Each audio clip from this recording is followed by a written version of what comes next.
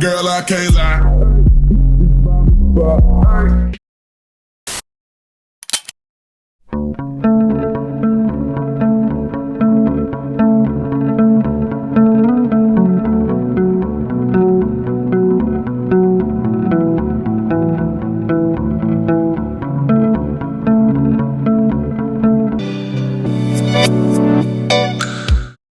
Hi guys, it's Chichi. Welcome back to my channel. I thought it'd be fun for us to talk and to chill and to hang out and to do my makeup and to answer some questions that you guys ask on my Instagram. My Instagram is the same as my YouTube name, at Coco Chinelo. So definitely go on there if you want to see my day-to-day life. I literally post on my Instagram story like it's my private story. So if you ever are curious on what I'm doing in a given moment, it's on my Instagram story. But anyway, we're gonna be talking, we're gonna be chatting. You guys asked me a couple of questions, so I'm just gonna be taking some time out of my day to answer and to do my makeup. So let's get started. What is the origin of your YouTube name? This is a really great question because I started YouTube way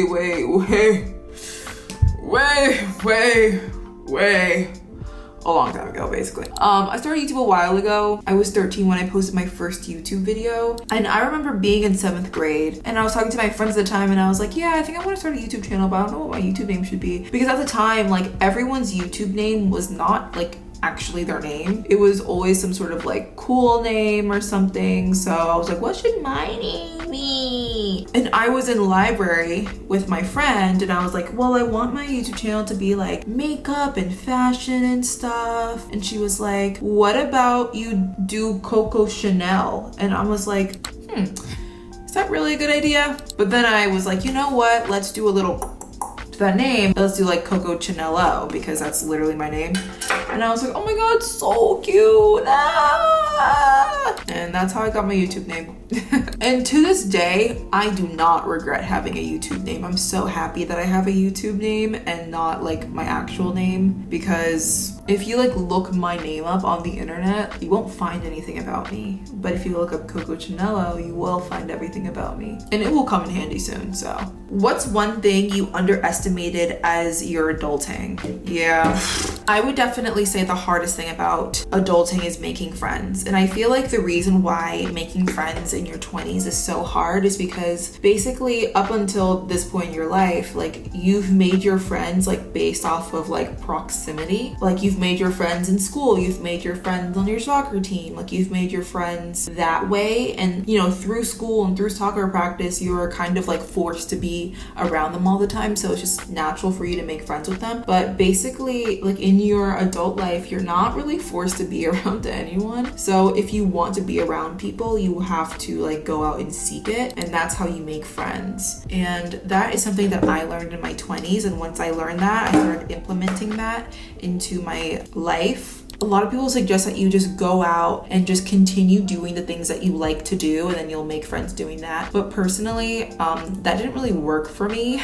because a lot of things that I like to do are like very like private activities. I like to go to the gym and go to workout classes, but no one's gonna like be in the workout class like harassing you. Hey, wanna be friends? Like girl, just stick to your fucking Pilates machine, please. But the way that I've made friends in my 20s is literally so simply just sliding into people's DMs. Making friends in your 20s is kind of like dating. But I feel like when you're dating, maybe like the guy is the one who's like putting in like the effort and stuff. So like the guys are like planning the dates, they're paying for the dates, they're bringing the flowers, you just kind of have to be there. I think the reason why girls have such a hard time making friends with other girls in their 20s is that they have to be the ones to chase something. And I feel like a lot of girls just aren't used to like chasing after stuff. But like I feel like in order for a female friendship to work, one of you guys needs to chase. And by chase, it doesn't have to necessarily be like a bad thing. I just mean like one of you guys like has to like make an initiative. One of you guys like has to text each other, hey, like do you want to hang out, blah blah blah, and actually follow through with those plans. That's what I'm saying. You might hate this question, so just ignore it, but does your nose ever feel hard? The answer is yes. My nose is an artificial nose. Everybody knows that. See, everybody knows that. Anyways, but yeah, like long story short, my nose does feel hard. Like I feel like before I could be able to like really press down on my nose and really like contort it in any which way, but now, hell no. Like just don't touch that shit. What's the best shoe for occasions where you want to be classy but not too formal? I talked about this in my 6 things that can instantly make you stylish video, and my thing is for sure heeled booties. Low heeled booties. They're the perfect classy boot without being too formal. I feel like the heel kind of gives it an aspect of classiness. The fact that it's a boot and the fact that your whole foot is covered kind of gives it a little bit of a less formal look. So I feel like a heeled boot, a low heeled boot, is like the perfect shoe for those like business casual events. Also, I feel like I should be talking about the products that I'm using. Most definitely, I probably should. I will have every single product that I use linked down below. Favorite brands. All right. You just asked the best question in this whole thing. I have a lot of favorite brands, so I can talk about my favorite brands that I actually shop from, and we can talk about my favorite brands that I love to watch, like their runways, but girl, I just can't afford their clothes. We can speak low end first. So basically, my favorite brand to shop from that's not even like a real brand, but it's Depop. I love shopping on Depop. I would say about 75% of my closet is all clothes that I got off Depop. I don't feel like Depop is underrated. Everybody knows about Depop, but I feel like not everybody knows how to shop Depop correctly, which is the reason why they get scammed all the time. But if you ever want to know how to shop on Depop better to actually find cute stuff that's like affordable, then definitely give this video a thumbs up and I'll do it. Hey. But in terms of actual brands, I really like Systemic. They have a lot of nice elevated basics, and I love the way that they do their marketing and their photo shoots, because I feel like I love the brand's aesthetic a lot, and I feel like the brand's aesthetic makes it really easy for me to style clothes, because I style clothes basically the same way that they're shown on the site, because like our aesthetics are so similar. I also like Capensi because it has a lot of really nice fur, and they have these Yeti boots that I've been dying to purchase. I'm just waiting for them to come back in stock. In terms of just like affordable basics, H&M by far. I feel like H&M has such great basic tops, basic jeans. Like I feel like if you're building your closet from scratch, please just go to H&M and get everything you need, because you will find everything you need there. I love Skims for shapewear. I never even wore shapewear before Skims, mainly because like I was maybe like in high school when Skims was created. Wearing shapewear really does elevate your outfit so much, because I feel like it kind of hugs your body in all of the right places, making your clothes look so much better when you wear them. Wow, like now that I'm thinking about it, it's actually really hard for me to name my favorite brands, because I feel like I get a lot of my pieces from literally everywhere, and most importantly, a lot of my closet is thrifted or depopped, so it's like I don't know my favorite brand is. I just go on Depop and see what I like. Oh. But in terms of high-end brands, I really like Roberto Cavalli. I love Jacquemus. I love Loewe. I would say my all-time favorite right now is Loewe, just because I like the whole brand aesthetic. Also, having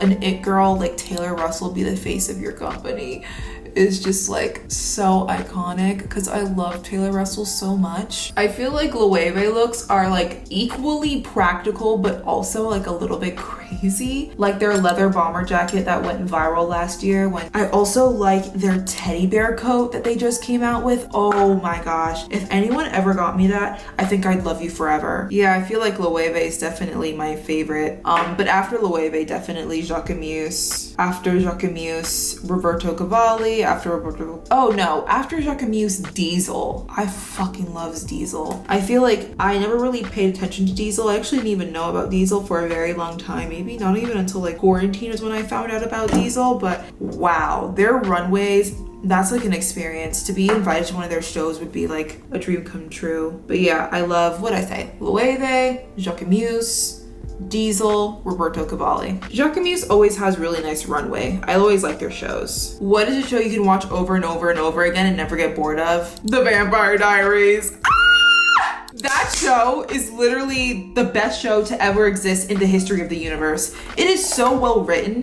It is so good. The main characters, like all of them, they're so complex, and just I love the way that everything in the Vampire Diaries universe like makes sense, and there are like barely any plot holes. It is so good. It is such an experience. I would literally sell my soul to watch that TV show for the first time. Like, oh my gosh, like that's the best show to ever exist. I don't think I've ever like watched a show that even compares to the Vampire Diaries. But other than Vampire Diaries, I also really like Sex and the City. I watched it for the first time this summer, and I was like, oh my god, this is actually kind of crazy, because I did not realize that Carrie Bradshaw was such an insane person. Like, imagine cheating on your boyfriend with your married ex. Like, I'm so sorry. Like, what the fuck?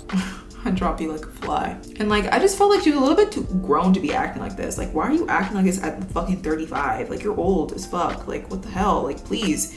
Like, you should know better. Like, what? Like, please, like, stop pissing me off, Carrie. And also, a show that I can watch and never get bored of, hold on, let me just do this real quick, is definitely Jersey Shore. I watched Jersey Shore in its entirety. Actually, I didn't watch it in its entirety. I only watched from seasons 1 to 5, but season 6 was just so boring. I couldn't even take it anymore, because Snooki was pregnant, and like Mike didn't do drugs anymore, so he wasn't like super wild, and I'm like, Jersey Shore is the best reality TV show to ever exist in the history of the universe. That shit is fucking golden. And like, I feel like there's never ever going to be reality TV that hits just like that, mainly because everyone nowadays is like, goes onto reality TV with an agenda. They're like, okay, I'm gonna go on Love Island, and I'm gonna make everybody love me, and then I'm gonna come back with a boyfriend, and then I'm gonna have 1 million followers, and I'm gonna do a fucking Pretty Little Thing deal. Like, I just feel like everyone just like, no one does crazy shit because they all want to get a brand deal at the end. But like, I just miss when reality TV was just full of messy bitches. Like, oh my god. Would I ever be in a reality TV show? Probably not. Just because I know myself, I know that I probably am not going to bring the drama. Will I bring the drama? No, it depends on what the show is. If it's about love, I'm not bringing no drama. But if it's a reality TV show where I have to like manipulate people to like win money or something, oh, I'm bringing the fucking drama in that bitch. But I feel like the reason why people were more wild on like early 2000s TV was just because, one, they can get away with it, and two, there was no social media at the time. Because like, imagine like watching like your episode or whatever on TV and then going on social media and seeing everybody hate you. Like, now you don't want to even act like a fool anymore because you don't want people to judge you, you know? Like, there wasn't any of that back in the day. Like, you just, you know, like your episode would just come out and then that would be it, you know? But yeah, reality TV isn't for the weak, and I just cannot even believe that Jersey Shore is really a real show, because now we all get to watch it all of the time and just be blessed by that amazing masterpiece of a reality TV show. Someone asked me like content creator advice, or like stuff about content creation, or like talking about being an influencer. Thing is, I don't really like the word influencer, because do I really influence anyone to do anything? Let's start there. I feel like I prefer the term content creator. I feel like a lot of people do. In terms of my experience being a content creator, I feel like it's done everything. Not everything. There's definitely more I want to accomplish as a content creator, but I feel like I'm happy. Like, I'm so happy that I made a decision at 13 to start a YouTube channel, and it turned into this. And like almost 10 years later, I'm still here doing this up. Yeah, I love being a content creator. It's like the best job in the world, and I'm so grateful to be doing this. I'm just so happy to be here, and yeah, I love my job so much. But yeah, I just really like my job, okay? Like, I really feel like I hit the lottery. Like, I really hit the lottery with this, and I'm just so happy to be here. I feel like that's just the thing about me. I'm just happy to be here. Especially when you've been doing it for so long. Like, you just gotta just be grateful. Just be happy, be grateful, create great, good content. But yeah, I think there's like a debate on TikTok where it's like, is content creation a good job? Is it an easy job or something? And people are like, content creation is so hard. Content creation isn't hard.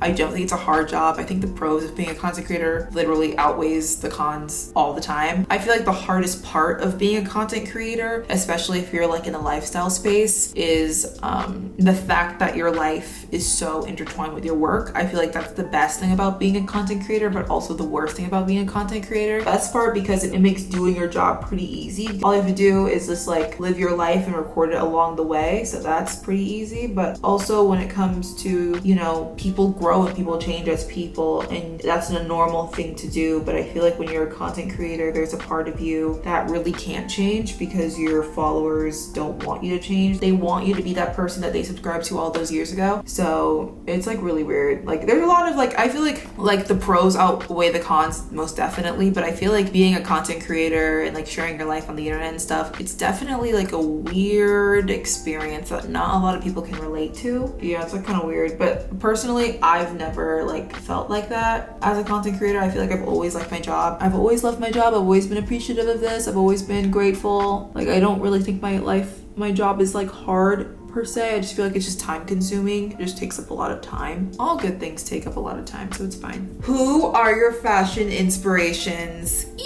Great question. I feel like I have 3 main fashion inspirations. One of them being Rihanna. I feel like Rihanna is everyone's fashion inspiration, but I kind of just love the way that she pairs things together. I like the way she takes risks, especially with her like maternity fashion, because I feel like Rihanna does a really good job of like mixing very chic looks with very streetwear looks, and I feel like that's kind of the core of my fashion sense. So I feel like definitely her for number 1. Number 2 would be Bella Hadid. I have the biggest crush on her.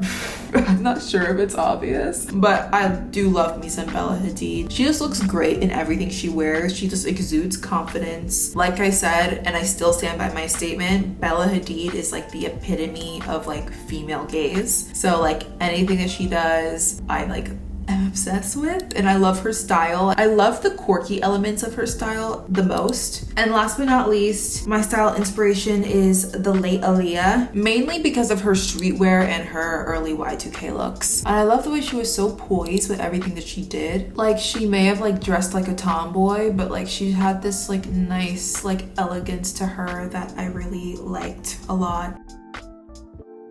Okay everyone, that's the makeup look. I really like it. It's what I do every day. My everyday makeup routine that I haven't changed in a million years. So I hope you guys enjoyed this little chit chat video. More fashion and lifestyle content coming your way very soon. Okay, bye guys.